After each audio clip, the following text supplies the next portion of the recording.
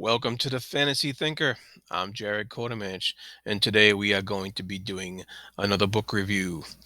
This book review today will be Return of the Crimson God, the second novel in the Malazan Empires by Ian C. Esslemont. And this is a reread for me. This is the second time I've been through this. I'm doing a total reread of the whole Malazan series in the recommended order that was posted on the Malazan wiki page. So I've read this right after reading The Bone Hunters and before Reaper's Gale. So what I remember from this book, um, from the first time I read it, I was surprised in what I have to report in my reread of this book. I did not remember um, a lot of what happens in this book. Of course, I remember the big events, but I didn't remember a lot of the other stuff. And I think that's because when I read this the first time, it was long after I finished the Malazan Book of the Fallen by Stephen Erickson. And so I read Esslemont's books, um, in order. There's 6 books in this novel series. And so I think there was a bit of displacement on my part the first time around, because I couldn't quite place the events where they happened in the Book of the Fallen when I was reading this. And so I think I got a little confused about what was going on when. And on my second read through here, because I'm reading them in the recommended, not the recommended order, a recommended order. Um, I think it really works because I really got a sense of placement. I really got a sense of how the events in this book tie into the Malazan Book of the Fallen and the rest of this series, and I enjoyed it immensely. I loved it. With this novel, Esselman delves into the style of storytelling that we are quite used to from Erickson. Basically, we are prepared now for the huge cast of characters. We're prepared for the multiple points of view. We do get introduced to a new character. His name is Kyle, which is short for something else. But and this Kyle character is newly recruited by the Crimson Guard and sort of serves as our, you know, focal viewpoint introduction to the Crimson Guard. And Elsamont does that in an excellent fashion because it gives us a chance to learn about the Guard as Kyle is learning about the Guard himself. So we are able to really get into Kyle into the Guard in that manner. Now with Kyle, we are introduced to probably the biggest theme that's going on in this novel, and that is the idea of a vow. Uh, we're introduced to these questions that a vow brings up. What does it mean to take a vow? And how strong are the ties that a vow holds us to? And can a vow be broken? And what are the consequences of that? Or what are the consequences of keeping it? Um, we all have vows in our lives. We get, vows of marriage and vows to our country and our community and our employer and our children and so on. Some are voluntary, some are indoctrinated, and these are all part of regular life.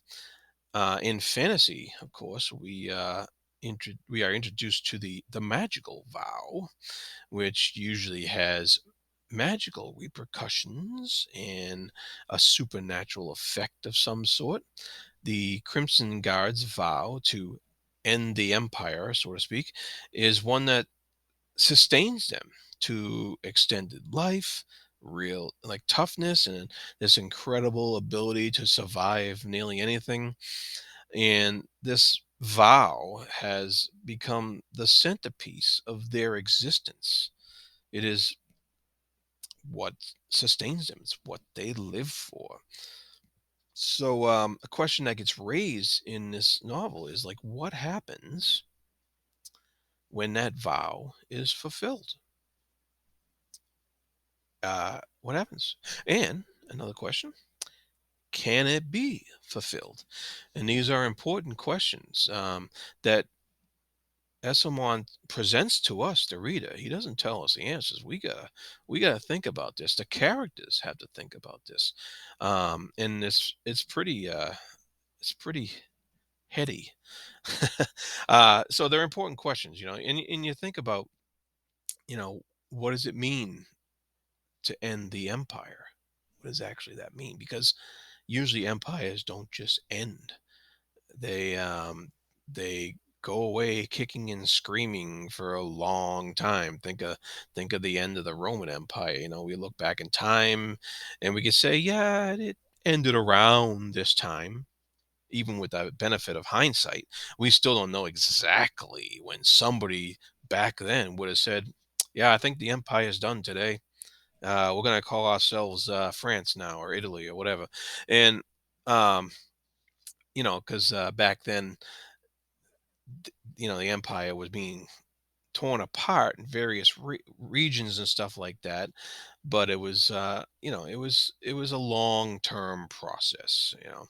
And some of it morphed into the Byzantine Empire. And does that mean it's the end of the empire, or is that the beginning of another one? Or is it the same one? And so, as far as the Crimson Guard is concerned, if the Malazan Empire were to end in the same way, would the vow be over? Would it not be over?